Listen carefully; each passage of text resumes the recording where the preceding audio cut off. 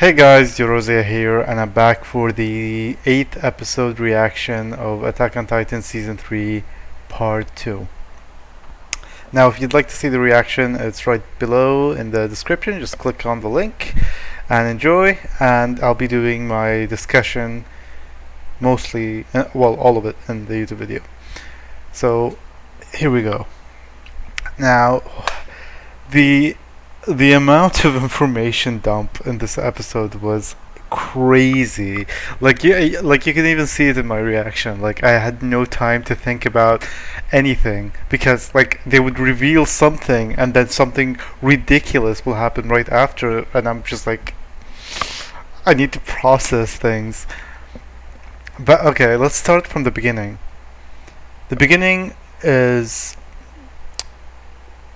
Grisha and Faye walking through Marleyan territory. Marleyan territory, because they want to see where the ship landed, and they face some assholes along the way, which gives us a glimpse of what's to come and how people treat them.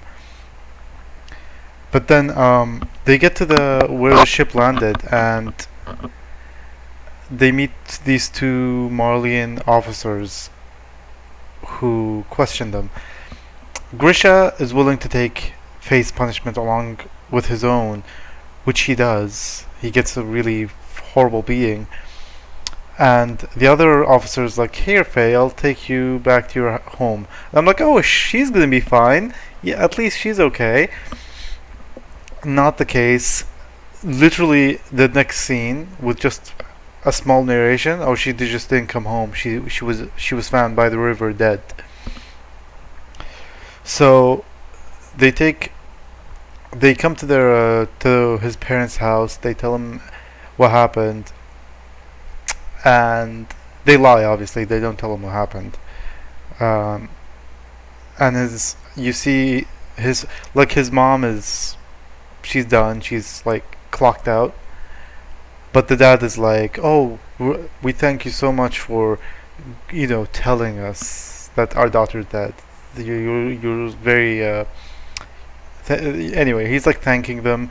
He's being like humiliating himself in front of them, in front of Grisha, and makes Grisha like as a I don't know how old Grisha was supposed to be, but I'm just gonna say I don't know if they told us. I'm sorry, I don't remember. But I'm just gonna say that he was maybe 12 or maybe 10. I don't know.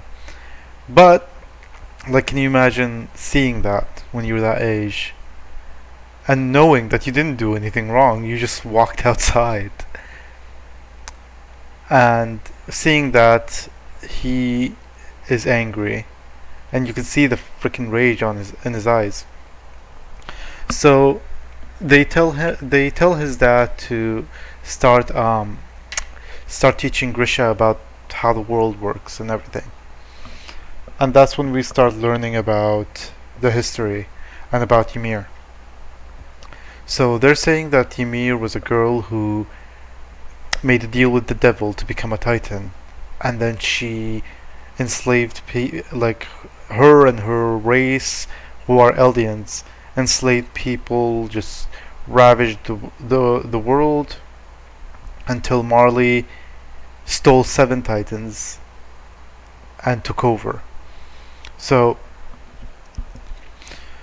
7 titans that Marley has. We know of the armored, the colossal. Well, not anymore, but when they were talking about this, they had the armored, the colossal, the female titan, the beast titan, the one with the cargo. That's 5. What am I missing?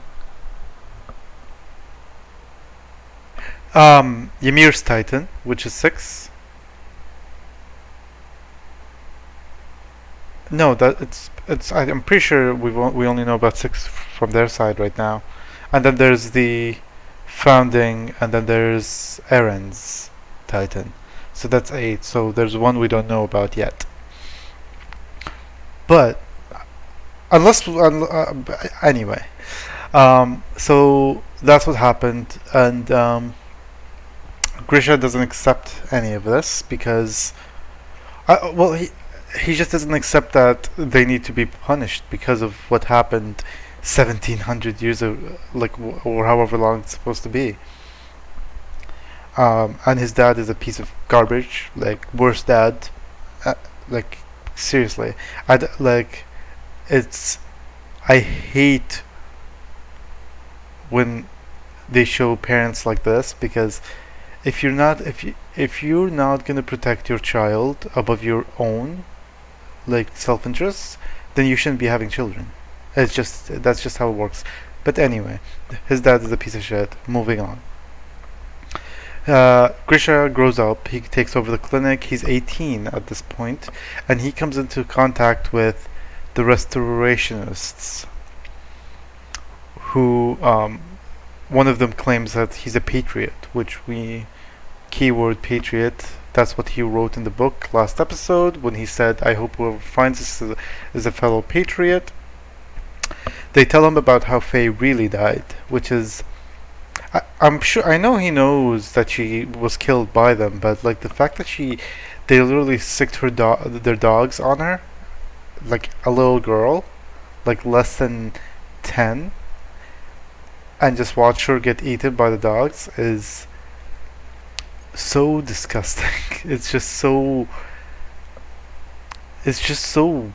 ridiculous that they would do that.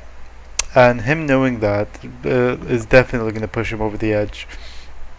And he starts like on and on. He starts leading the restorationists, and he discovers that Ymir was not like what Marley says. She she helped the world in the simplest sense. She didn't. Her and Eldians in general just didn't just enslave people and take over like people's lands and stuff. But she was a good person, is what the restorationists believe, and they are met with the owl sends them Dinah Fritz, a member of the royal family. So, what I'm assuming is part of the royal family didn't go. Oh, by the way, holy shit! I completely missed it. They revealed the fucking world, and that our characters, the one we care and like love, are in this island called Paradise. And the king, literally after Marley took over, just took his people there, and as we know, manipulated their memory into believing that all of humanity is gone. When now we know that it's absolutely not the case. It's a small island. They're literally on the smallest island, and there's a fucking continent right next to them, which is crazy. Um, but yeah, Owl sends them Dinah Fritz, and they say that the king they want to go to Paradise to take the founding Titans' power, so they can rule all the Titans and take back the Eldian nation, or bring back the Eldian nation, and that the king, in Paradise, did not want to fight, but said that if I'm assuming he just didn't want he just wanted to like they called it Paradise, so I'm assuming maybe he just wanted to live in peace away from everything, and to make sure that he does, he made a warning that if anyone interferes with them, all the Titans in the walls, and we know there's Titans in the walls, like colossal like height Titans, he says they will come alive and flatten the earth, which is terrifying. Um, but he, but like Dinah and Grisha, they get together and they have a son, and that son is Zeke, the Beast Titan. which explains so much about his conversation with Aaron when he said, "Me, yeah, we were both brainwashed by your father."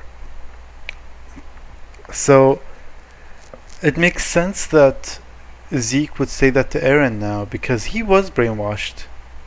His dad, like Grisha, did to him what Grisha's dad did to Grisha. So Grisha's dad did that to Grisha, and Grisha became the opposite of became against Marley. And when Grisha did that to Zeke, he became with Marley, like he's with them now. So it makes sense that like when he said, "I'm gonna come back and save you, Aaron." So I'm assuming he thinks that he's in the right. Obviously, no question about it. Everyone against Marley is wrong, so I'll try and save you. Blah blah blah. But I love that shit, like with him holding the freaking gorilla. That was such a that was pretty cool. That was good. That was good detail there. But anyway, they try and brainwash Zeke. I don't think they were trying to brainwash him. I think they were just trying to like. They were leading the restorationists. They just needed him to be like their hope, but they also needed to treat him like their son, which they didn't, which they ended up paying for. Um, a cool little tidbit: Marley wants to use Eldians to be Titan shifters, and they call them the Warriors, like Marleyan Warriors, and that's what like freaking Reiner kept like that's the word Reiner kept saying like 100 times in season 2. So I'm gonna assume that he's an Eldian warrior, or well, like he's Eldian, but he's a Marleyan warrior. And anyways, sorry, I'm all over the place. There's just so much information. I'm just trying to get everything I found out and talk about it, but I apologize. This is kind of all over the place. Um, anyway, Zeke tells on Grisha and Dinah and everybody else. They get sent to Paradise, where a lot of them are turned into Titans. We see a lot of familiar faces, and the most familiar face, the smiling Titan, which is fucking insane if you really think about it. Because she says, I'll find you no matter what," and she fucking goes and kills his new wife. Like, that opens up so many theories about whether like how much power Titans have.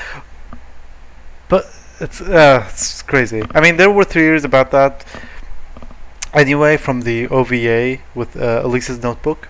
I don't know if anyone watched it. If you didn't, you need to watch it. It's amazing. But like, it's crazy. It's I can't like my god. Anyway, uh, we get the guy the guy who Kruger, who was holding Grisha down, and then there's the fat piece of shit who killed his sister, and that guy is just he's like pure evil, like pure evil. And he enjoys torturing the rest of the restorationists. Um, he tries to make Grisha battle a 4-meter Titan, who we know as well, and the owl pushes him off in the most haunting scene ever as he's being pushed back in like slow motion, and that music during that moment was oh this shows like I'm downloading the OST after the season and just listening to it for like 3 weeks. Like, it's so good. Anyway, the owl reveals that he's the owl, but I mean that was pretty obvious. And what wasn't obvious, I didn't expect, was that he was a Titan shifter. and he reveals himself, and he's like, "This is how we Titan shifters use our powers." It was so cool. It was so cool. And the Titan looks like Eren's. So I have a couple theories. I have a theory that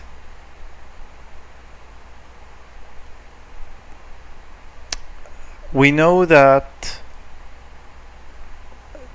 Grisha was a Titan before he took the Titan power. Had a Titan power before he took the founding Titan power. So, did he take Kruger's Titan?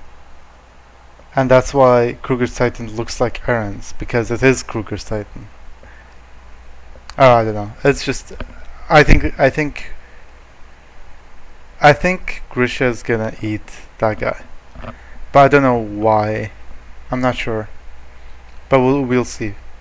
Anyway, I'm sorry I'm all over the place. I probably should have just made the discussion like a while after I gathered my thoughts, but I like to do these as if I'm talking to somebody. So anyway, thank you for watching, you guys. Like and subscribe if you enjoyed this video, and comment on what else you'd like me to watch.